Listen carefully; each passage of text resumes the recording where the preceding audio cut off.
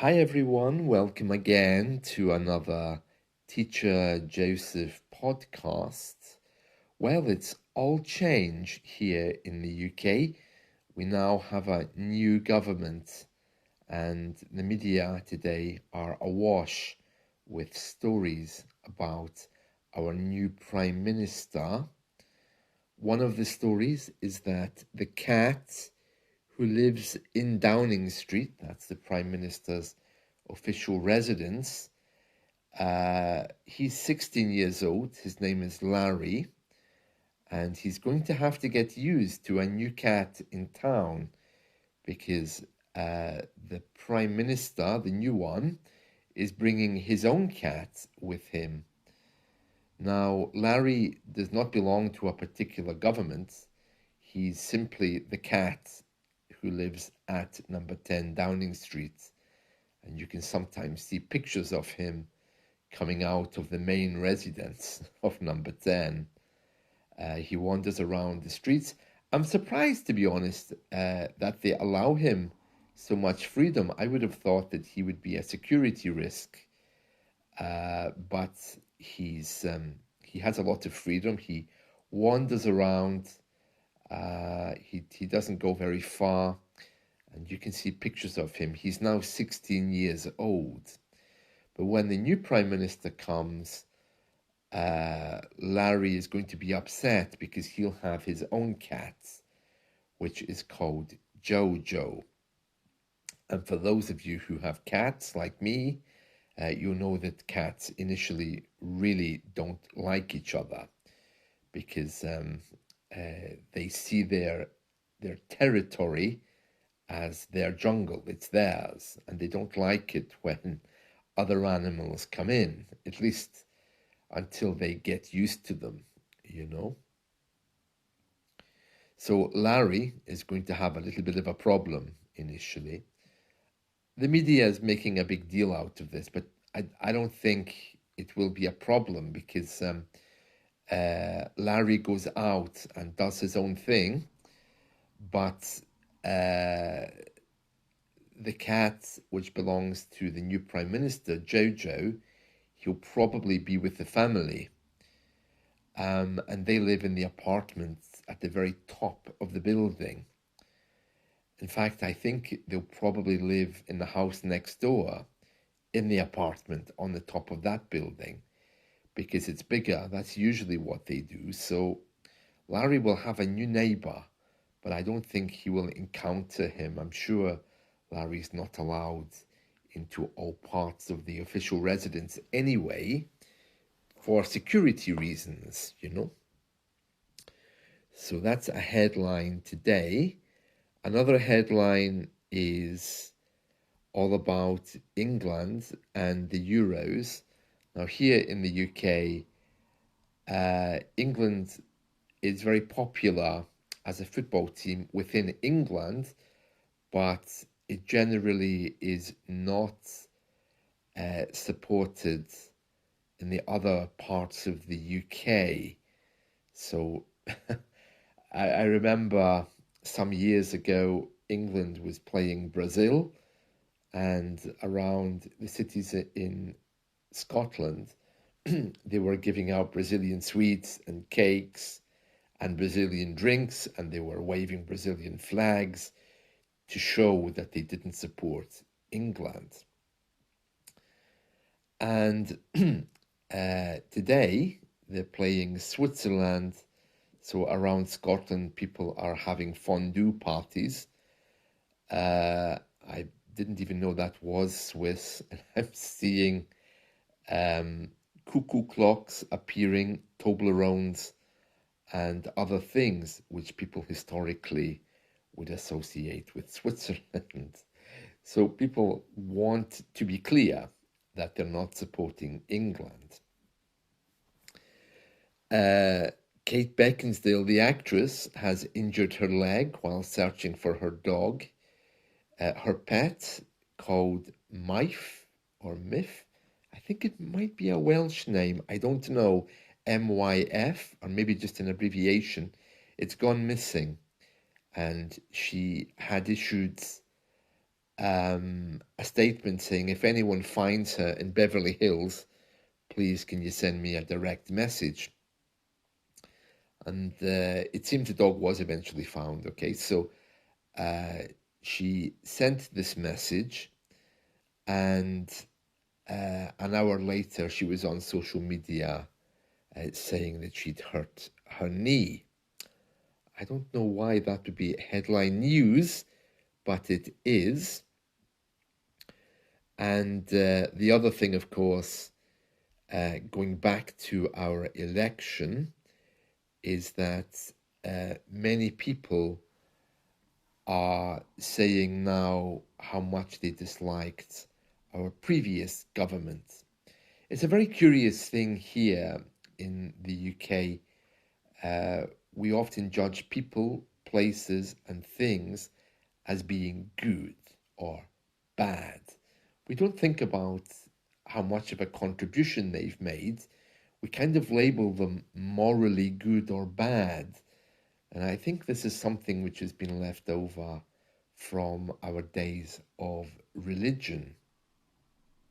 And there's all kinds of headlines here which are giving the message that somehow the last government was terrible and now this government is going to fix everything.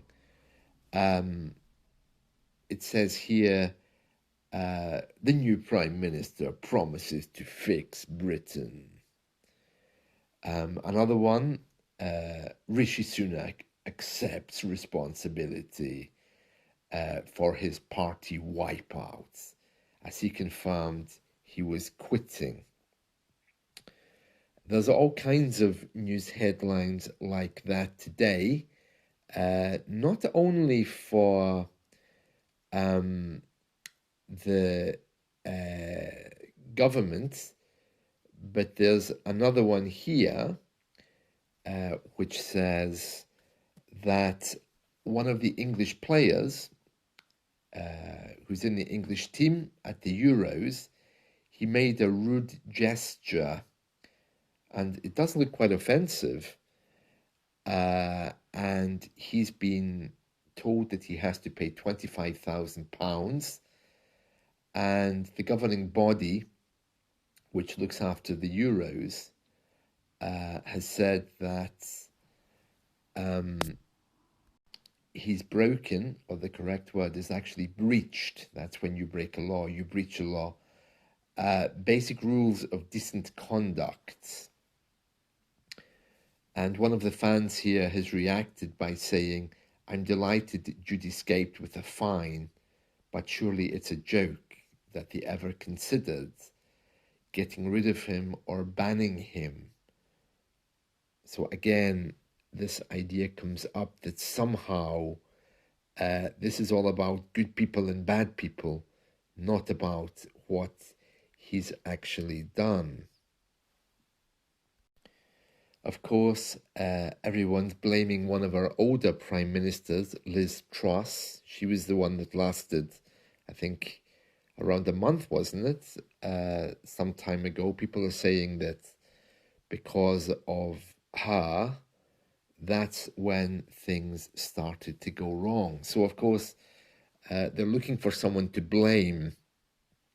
And that's something else which we are expert at. It's very strange, you know, we don't have religion anymore, but we still use this idea of people and things being good and bad.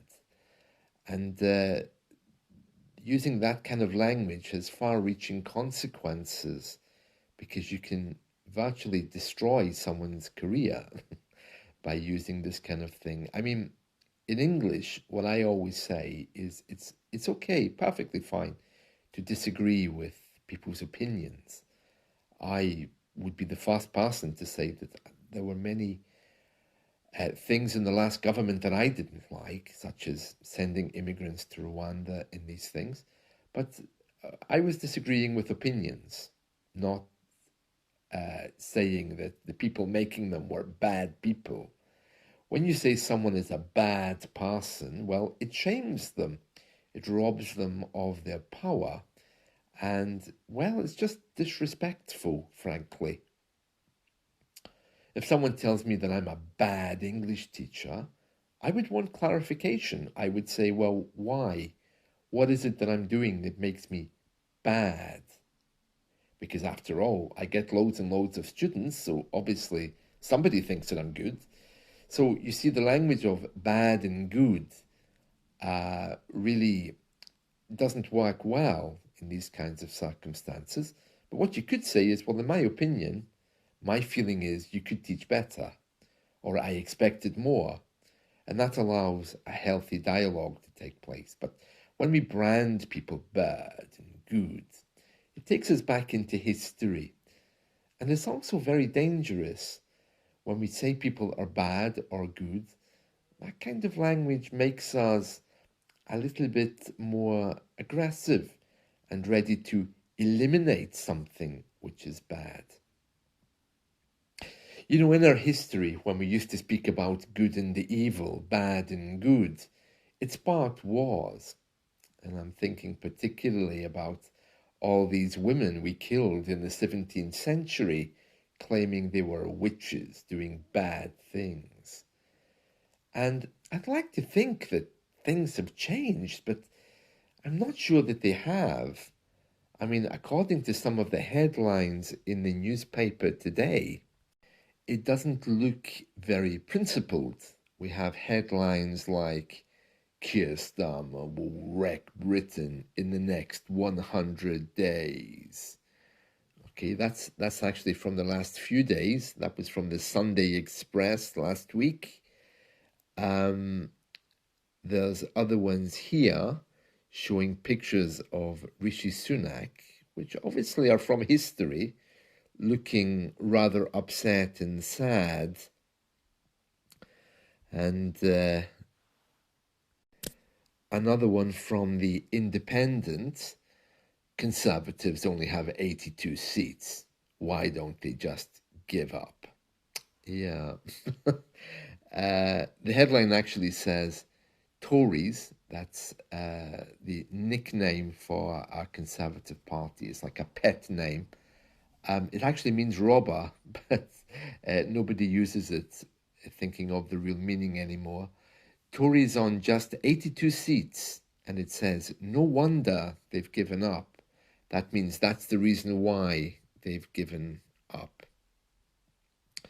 Prime Minister hurt and angry at some comment that was made by someone in Nigel Farage's party that he was, well, I'm not allowed to say the word, but it was referring to his nationality. Meanwhile, Joe Biden, he's made headline news after he unfortunately said something which people are laughing at. He said that he was proud to be the first black woman to serve with a black president.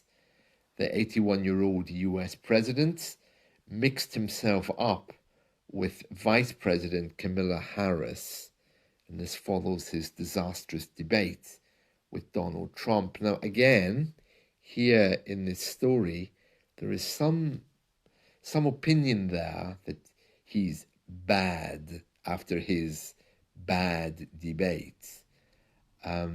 It says here it follows his disastrous debate with Donald Trump. So he's being judged. And this is the thing that I don't like. I don't have any views politically, but it seems that we're kind of being fed this idea that there's this absolute evil out there and this absolute good, and it's like a battle that's taking place.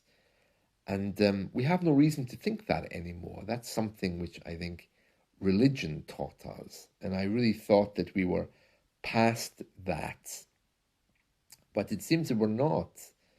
And I mean, it says here, this is another story, that a volcano, Mount Etna, has lit up the sky with a spectacular eruption.